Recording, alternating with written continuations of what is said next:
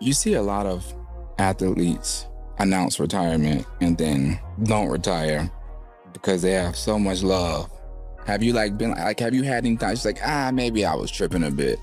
Yeah, I do be having those thoughts. Yeah. But it's also too, I want to get myself together. 10, 9, 8, 7, power, 6, 5, power. I made the decision to train in DC because, I haven't been in the coldness in a minute. I haven't even trained in the coldness in a minute. So I feel as though this will help me. DC my second home. I've been coming up here since I was 9 years old, even younger. So I'm not really trying to get in his personal business. Probably just showing him that, I could do anything, especially in your backyard.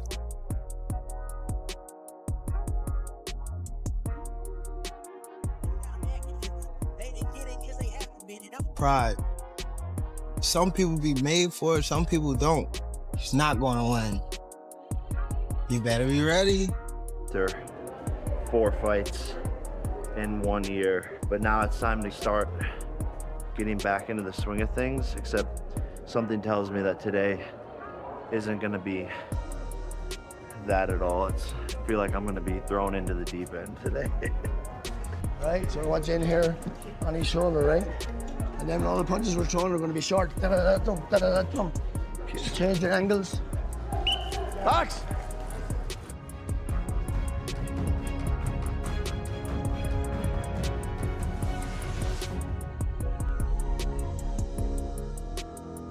I finally feel like after 4 years, I'm getting my moment, the opportunity to show the world and inspire millions and millions and shut everyone the fuck up. The people who know boxing know that the power's the last thing to go, so I have to be prepared for the strongest uppercut boxing has ever seen. And I'm gonna have to weather the storm, outbox him. I think he's gonna get clipped because he has a lot of openings for me to land some big shots. There you go. With your legs, there you go. Still slow? So I'm gonna have to throw misdirection jabs. Jab, jab this, jab. Every jab in the fucking book. There you go. It comes from the legs. It comes from the legs. Whatever his future holds, fight fans will be watching. And this next one, it's got all the ingredients for something special.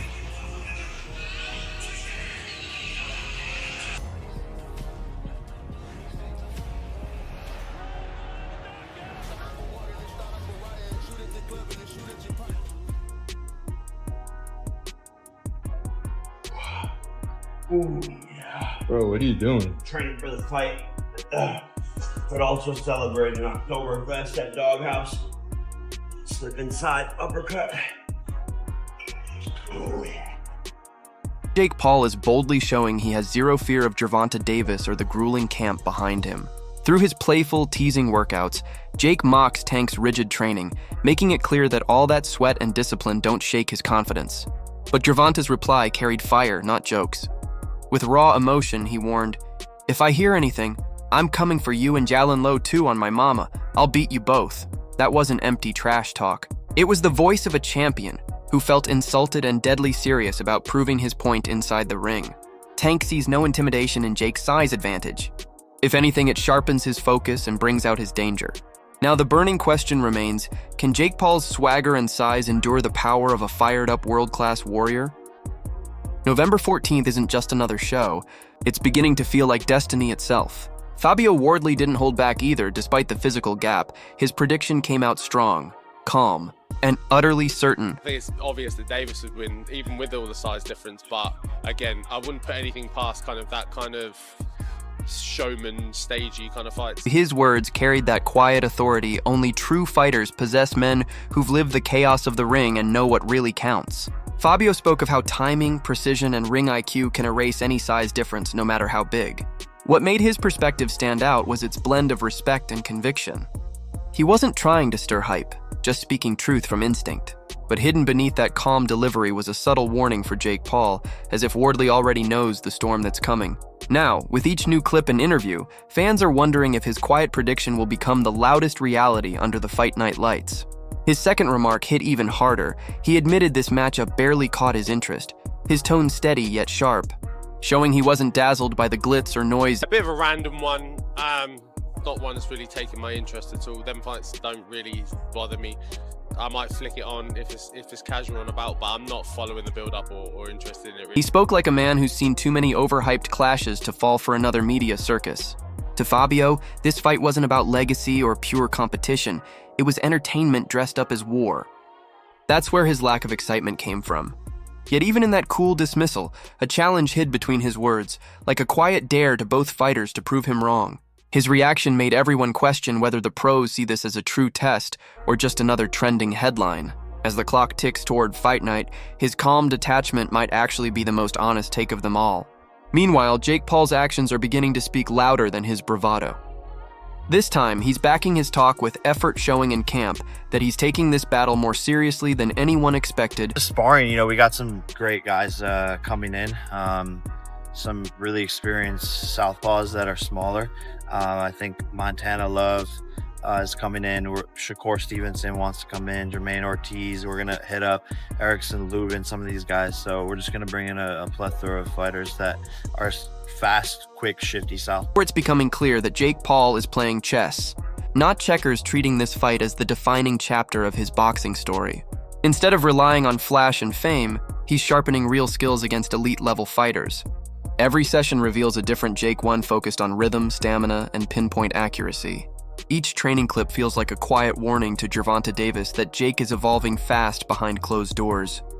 The mood in his camp has shifted, less show, more seriousness. Fans are beginning to sense that this isn't the same Jake Paul they once laughed at. Everything's building towards something explosive when the first bell rings. His grind, not his mouth, is doing the talking now. Recent footage shows a version of Jake that's quicker, cleaner, and laser-focused, a fighter who finally looks ready for war.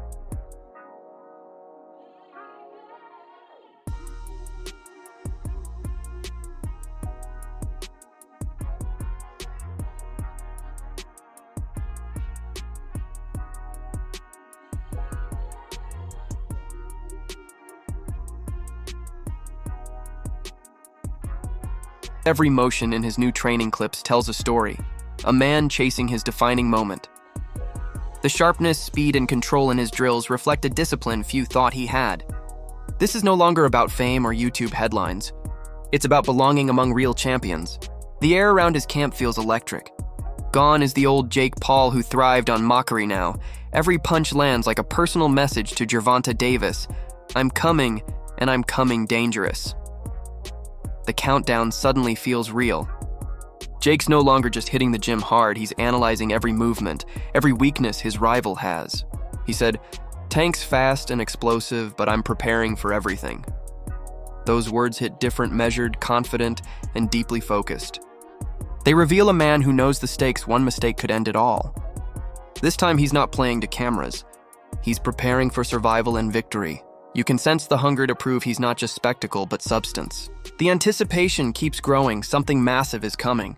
For once, Jake Paul's calm feels real, stripped of ego and full of purpose. Feeling good, man. This is definitely the toughest test. I think there's like a lot of things out there about the size and all of this stuff, but people forget that Tank's a top 10 pound for pound fighter, and he's got power in both hands.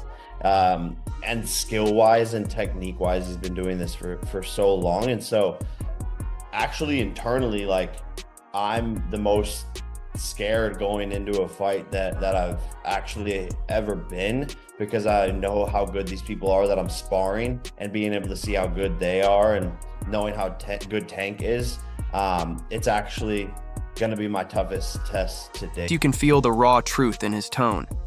This isn't hype, it's honesty. Jake admits he's afraid, not of losing, but of what this fight demands from him as a man. It's a rare moment where his bravado meets vulnerability. Facing a pound-for-pound legend like Gervonta Davis isn't just another paycheck. It's the ultimate test of everything Jake's built so far. That fear could crush some, but for Jake it's fuel, driving him to refine every skill and harden every instinct. He speaks of Tank with genuine respect, not as a rival to mock, but as a challenge to rise against. Every word shows he's studying, calculating, preparing for danger with cold precision. This is no longer the loud showman. This is Jake Paul, the fighter, facing his truth head-on. For sure. I think he has probably one of the highest knockout percentages in 90-something%, right? Exactly. And just his speed, his elusiveness, his ring IQ, his conditioning. You know, he's gone 12 rounds so many different times, something that I've never even done. So he's going to be sharp all the way through. I mean, the list goes on. And so just actually being vulnerable for a second, it's like, this is crazy. This is scary. It's kind of keeping me up at night. Share your thoughts down below. What do you think of this showdown? And don't forget to hit subscribe and stay tuned for more updates, insights, and explosive fight night stories like this one.